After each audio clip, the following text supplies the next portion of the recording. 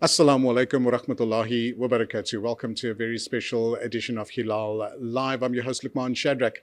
Now, the fishing industry in the Western Cape has been about catching a fish and providing a meal for your family. However, that's changed, and what we thought that we will do to give you, our audience, a better idea about the fishing industry, we catch up with Hookit Cast and Customs and find out about their business, but more importantly, about the fishing industry in the Western Cape. So join us on this journey as we take you down the road of the fishing industry, what to expect, what not to expect, and how you can get started if you've always wanted to become a fisherman. Assalamu alaikum. Now we are sitting with the owner of the amazing Hookit Cast and Customs, Brother Ebrahim Valsadia. Assalamu alaikum. Are you well? Wa alaikum salam. Jazakallah for the opportunity, and to everybody out there watching. Shukr very much. You're welcome. It's I've been following the business over the last couple of years. You've built it up nicely as well. But for those that don't know a bit about the business side and how you established the company, tell us a bit more. Okay, so Hookit is about 4.5 years old. I've been angling for fishing for about just over 30 years. So what happened is one day we were sitting in our apartment in town that we normally go on holiday or weekends away, and I told my wife, you know what, we own this building. Let's start a tackle store. And what I initially thought was going to be a crazy leisure type of business turned into what we have here today, a small company that's gone national in terms of brand. So it's been a hard run. It's not a cheap setup, which I initially thought it was. But so far we've reached success. But I mean, success in more ways than one, not just financial success in terms of the business, but also success knowing that our brand has been known nationally throughout South Africa, to the extent that we're actually dealing with clients out in New Zealand, the USA, and UK as well. So yeah, it's been a hard run. It hasn't been easy, but I mean, that is where we find ourselves right now. Right. You're positioned primarily in the Cape, but you said you supply throughout the world. How do you get your items to them? I mean, is it the courier service? The costs probably add up sometime. Yeah. So what we do is we don't get involved with the logistics when it goes cross ocean, those type of things. So we have clients, they'll place an order with us for whatever the item is. The best that we do for them is courier to the actual place where it's going to be freighted from. So, for example, if it was a warehouse in anywhere in the country, or we will get it up until that point, and then of course from there it falls onto the actual client, the purchaser, to do his export. If it is that we do export, which we have done on one or two occasions, we'll get a forwarding company to do that for us, really. So, but I mean, either way, we find a way to overcome that little hurdle, no problem. Well, it's always nice for a local company to be recognized internationally as well. What's been your main marketing strategy? Why do you think people have resonated to your business? And why do you think that people keep coming back to support you? Okay, so the one part of it I can confidently say is our customer service. Customer walks in here, it's my common words. Our customers walk in here as a customer and you leave as a friend. And that is the one thing we stand by, because we need to be able to give that customer that sense of feeling the store is not packed in a very structured manner. In other words, nothing is in ABC. So we lay it out in a very easy, colloquial type of way, if I could put it to you. We've got a very community based type of genre or type of atmosphere inside the store. Then, of course, how we manage to capture the client, you'll never believe it. Facebook. From Facebook, we've moved over to TikTok. And what we realize on TikTok, you got to do certain things in that manner that's going to make you look crazy. You know, they want to see the sweat, they want to see the blood, they want to see the funny side of you. But also the fact that we had to find the niche inside our social media.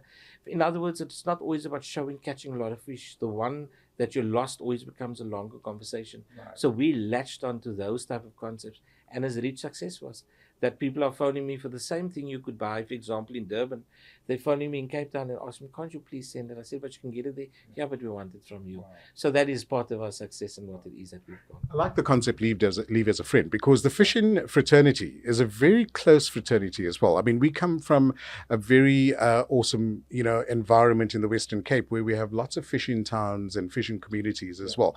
What is that community like? I mean, from doing fishing leisurely to now becoming fishing as a sport. That's the next level. So, yeah, I'm going to be straight. I'm going to call a spade a spade. The camaraderie amongst the anglers are brilliant. The the craziness amongst the anglers are brilliant. But remember something, there's also a lot of dissension amongst the guys. It's the egos, it's the arrogance. I catch more, I catch bigger fish, I know more. So we've got to be sympathetic to both sides in order for us to be able to, the guy that has been a competitive angler against me years ago, who would be considered my rival, I need to make him a friend to come into the business. But the fishing fraternity, and this is something I always say, that if you love your country and you love to see your country, go and fish. Because remember, areas, for example, if you just speak about the Western Cape, Brandfontein, it's untouched, charted beaches, beautiful beaches. There's farmers that don't have infrastructure there in terms of electricity, that's running of generators and solar systems. That's the only type of farmers you have around that Brandfontein area. But the species of fish, the area to fish, the safety of fishing there, we do Cape Gullas like it's a normal trip to town to the CBD, for example. We'll run Cape Gullas on a day trip. So fishing, it brings guys together. You're coming out there, you're always meeting people. So even if you had to meet somebody that didn't really like you on the beach, you're gonna fish close to each other, safety in numbers. And that is the beauty about fishing. You know? So yeah. Well, I've always wanted to know how to fish or learn how to fish as well, and you've got some wonderful equipment. We're going to touch on that a bit later. But for those that want to take up fishing as a competitive sport, where do you start? What is a typical conversation when somebody walks into your store? Okay. It's a very tough call. So for example, a guy comes in, he says, I would love to start fishing. So the first question we ask him, rock, surf, competitive, social. Now remember, you got social fishing, which is yourself and a couple of buddies. Then you've got socially competitive, where you have a number of clubs in Cape Town or around the country, where it's just social guys. They're not affiliated to any provincial, for example, Western Province or KZN, or those type of league fishing, where you would be fishing nationally. So that's socially competitive, where the guys are all fishing up against each other. And then, of course, you got your competitive angling, where you have certain clubs that is affiliated to, for example, Western Province or your West Coast League, and then it becomes highly competitive. So this is the thing. We in the southern suburbs have found that most of our clientele is for edible fishing. Okay. When I say edible fishing, means a fish that you're able to catch, take home and fry or braai, whatever it is. And then when it becomes into league fishing, the guys are chasing the numbers and the weight. Then they'll start fishing non-eds, which would form species like bronze whalers, raggies, those type of things. The catchable species, for example, a great white's another fish you can target over there. So we look at the client and we decide, right, he wants to do social, no problem. Where would you like the fish? He says all over. So we would then have to dress him up with equipment in terms of a rod that would be factored for rock as well as surf, or a rod for rock and surf, and a rod mainly for rock, because on rock species we pick up huge fish like mussel cracker, that where the fight is different. So we also have to look at the build of the guy. I can't give a guy that's maybe 1.64 meters and stem and not tell him here's a 15-foot heavy rod. So we have to see what the capability of the guys, and it's like fitting on a t-shirt. It's got to be the right fit, and that's exactly what we do. So we ask a million questions, and sometimes you go around in circles, and then we just end up at that point that we said, right, this is where. So different folks, different strokes, but definitely we have to fit it on for you. What is the fishing permits like in the Western Cape? What are you allowed to fish? Where can you fish? How do you go about doing it? Where do you get your permits from? Take us through that. All right. So with the permit issue, it's been a bit of a sore point because of the post office in South Africa that's taken its dip. We used to initially buy our permits from the post office. It used to be a blue form, and you have to hand fill it in. So many of the post offices are closed, so people are battling in the area. Many of the post offices that are still operating don't have the forms. So what DAF did was, that would be the Department of Agriculture, Fishing and Forestry. They've got an online platform where you can go register, and a lot of people are battling with that. So what we decided to do at Hookit, because remember, it's not just an upsell, it's an add-on service as well, where we could tell people, right, so you can come to us, we've got a platform over here, we can do your fishing permit. So within 5 to 10 minutes you can have it. We've had many occasions, for example, where guys are on the beach already and they don't have a permit. Those are the naughty boys, right? So then they'll say, Ibi, listen, we saw some inspectors, and they'll phone me or they WhatsApp me. I say, no problem. ID number, address, telephone number, what is it that you want in there? Fishing, which is one section of your permit. Bait collecting, which would be your molasses, your bloodworms, those type of things. And then, of course, if you are going to do cast net for live bait and those type of things. So whatever you want in your permits, additional add-on. So for 35 Rand admin fee, we decided we will provide that service. and we've sent permits to guys that's on the beach already, so we can WhatsApp it. It's a legitimate permit, and then we will just send them an invoice and they pay. So that is the thing. Fishing areas. We've got a vast ground of fishing. We've got the whole False Bay area from here right into Gordons Bay around the mountain. We can even fish into the Cape Point Nature Reserve. However, we do have what they call an MPA, marine protected areas, where we're not really allowed to fish in. So what they would do occasionally, they would get clubs and things, go inside there, and they can do tag and release for marine research. So Brilliant. it's huge. Brilliant. We're chatting to Brother Ebrahim Valsadia around the fishing industry, and especially his business that he's made a great business out of as well. After the break, we catch up about some of the equipment that you can use and how to go about selecting the proper equipment for your fishing requirement. For Hilaal TV, I'm Luqman Shadrack. Assalamu alaikum. Welcome back to a very special edition of Hilaal Live. We trying to get our audience interested in the fishing industry, and I thought let's come to the good guys at Hookit Cast and Customs to find it a bit more. Brother Ebrahim, Jazakallah so much for allowing us your time. It's our pleasure, and thanks for calling us the good guys. Well, it's such an interesting industry that, it takes patience, I do know, and it's very frustrating at times, like golf. People sometimes think that you would catch a fish immediately. But when somebody walks through and they already have started in the industry, I've seen you've got a workshop here where you've got guys that help fix the rods and things. Take us through what are some of the other services that you offer. Okay, so the workshop is a very big part of us, and what we actually do inside here, a guy that's maybe got this beloved rod and he just wants to give it a facelift, we're able to do that for you. Change colors, a guy wants a rod that looks like a Porsche Lamborghini, we're able to do that for you. We've got a lot of commemorative rods as well, where it's sentimental. For example, somebody passed on and it was his rod. So we've done quite a few of those. And then, of course, just your normal repair. One little eye that's broken, want to change the grip, do a simple repair, for example, in reel seats and things. So we can do it all on rods over here. And then, of course, custom build your rod from what we call a blank, a rod that's never been used with no components to the final masterpiece that you wanted. We can do it for you. Any color, we'll do it all here. Great. So, yeah. I see quite a few videos going around with people going out on boats and fishing from boats. What's that process? I mean, you have to have, I would imagine, a skipper's license. And what are the rules and regulations around that?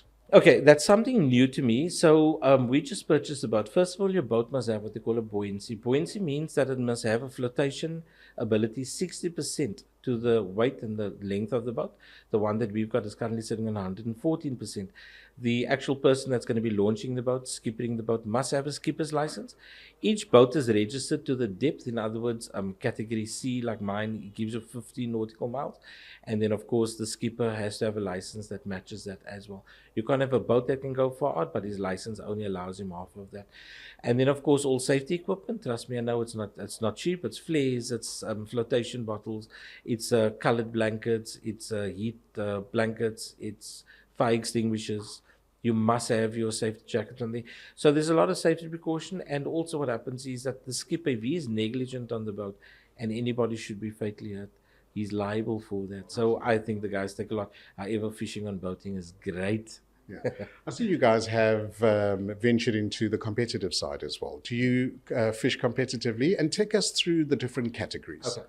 So no, I don't do competitive anymore. I used to do competitive a couple of years ago. Right now, I only go on social. But when it comes to competitive angling, it's always about putting the weight onto the board. Mm-hmm. So, for example, a guy could catch a 10-kilo cob, then they would take that point and possibly times it by 4, which means 40 kilos. But you catch a small little bronze and it's about bronze wayland, it's about 65 kilos. Mm-hmm. So on the competitive side, the guys are always chasing non-edible simply for the weight. The social guys are on a different buzz. We go, we fish, we braai, we catch, we change tides. So with competitive angling, you got a certain amount of hours that you got to fish in. On a social base, you got a whole weekend or a whole week. So those are the different factions of fishing. So you either do it as a social or you do it as a sport. But it's very competitive out there on the competitive side of angling. So. I've also noticed that when you guys go to certain spots, it's a bit of a hike. It's a bit of a trek to get to where exactly you need to. And you always do it in a team structure as well. That must be a really, really good social activity. So yeah, amongst fishermen, the language always changes along with the walk. So what we have done is we've built what we call an H frame. It's a box that you put on your back and you can put a tackle in there. Unfortunately, with the banning of 4x4s out onto the beaches, there's certain areas that we get to, and it can be as long as a 4, 5, 7 kilometer walk that way, and then that same distance back again. And then you only have a certain time to fish it before you come back. But yeah, so we go onto ledges, for example, in Cape Point, the guys are fishing areas where they really got to climb down dangerous ledges just to catch that fish. Then we've got guys that will walk for kilometers on end on the surf. For example, if you look at Struisbaai, from the entrance of what we call the Plat, the sand area, all the way to the left to Struisbaai, the Monte Estuary. That's a good 4 kilometer walk. Or from in Cape Agulhas Nature Reserve to what they call the Valle on Brandfontein, or from Brandfontein entrance towards the Valle. These are kilometers on end. Yeah. So what we try and do is the whole event is a chat. Then of course, when the guy catch a big fish and he's still got to bring it back, he wants to give that fish away for somebody else to carry. Right. But that's all the fun of it, and those are the memories. You come back, I'm still busy peeling, and it's just part of fishing. Great. You crazy about it, you have to do it. What has the industry been like over the last couple of years? Have you seen a significant change? Number one, with the anglers that come to you as clients, and two, with forest and fisheries. Okay, so there's been a significant change. Despite the changes, which I'll tell you about now, is also the fact that fishing industry has grown by over 400% over the last 4 years, which means it's 100% per annum. Anglers starting to fish who's very young, I'm talking about youth in their teens, or youngsters starting to fish with their dads. We've got middle-aged guys that started fishing, so there's no age of where the guys are starting in that 400% increase. As for sea fisheries, forestry, a lot of things has changed. They've closed up certain beach areas where we could drive before, for example, on False Bay, which was as recent as last year. Safety factor is that the guys are now developing little groups, because fishing in numbers is always the safety factor. Sure. When it comes for change, in terms of species, we're still very much the same. For example, if you look at your silver cob, we allowed 5 on east of Agulhas, or west of Agulhas, sorry, and then east of Agulhas, we allowed 1. So those are certain things that has changed. And then of course our red mark fish, which is for example steenbras, mussel cracker, those are still not commercialized fish. So in terms of that, not much has changed, but the MPA areas are changing somewhat.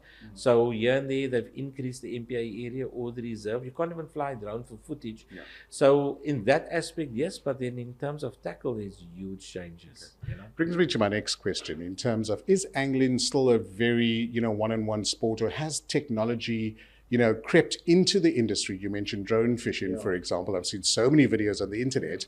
Is that becoming more popular? Is it becoming something that's a bit easier to use? Okay, drone fishing is a very sore subject. We were the largest retailers of drones in the country at one point. Unfortunately, droning was banned. I also attribute that to the guys overfishing, disregarding the rules and laws of sea fisheries. I mean, your Marine Eco Living Species Act is something that has been breached, unfortunately. And due to that is the fact that drones have been banned. In terms of our business, it's knocked us hard, because we've sold quite a bit of them. So we don't have that. We can't even sell a second-hand drone right now. It's just difficult. In terms of technology, the type of reels that we're using now, the retrievals, the casting, the strength abilities, brilliant. Technology is always on the increase. The weight of rods, for example, has gone from your old fiberglass to high modulus graphites to carbon fiber now.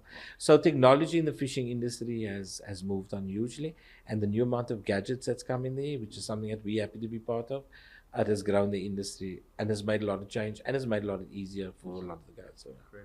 Well, I can't wait to get out there sometime. I've always wanted to take up fishing, but I do know it's a very expensive sport. It can be if you go into the professional, but also the patience. I don't know. I've got to work on that, I think.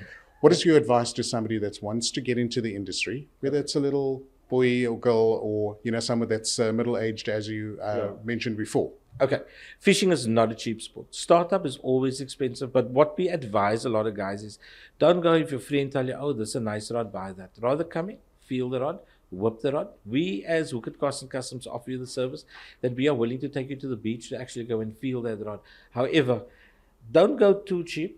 Don't start off too expensive, because we've got many pieces of equipment here that's mid-range that can do what a lot of the pro guys are doing with. You don't have to spend 6,000 rand on the rod.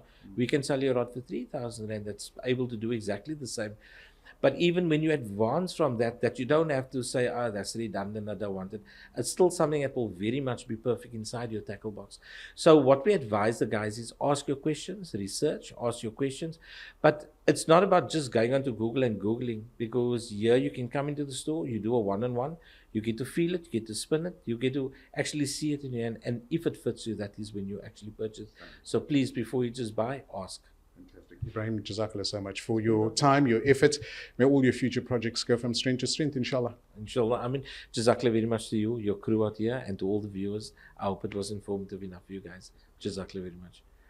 And there we go. If you are interested in the fishing community industry, and if you'd like to get out and enjoy the wonderful scenery that we've got in South Africa, give the guys at Hook It Cast and Customs a call, and they'll definitely hook you up. For Hilaal TV, I'm Luqman Shadrack.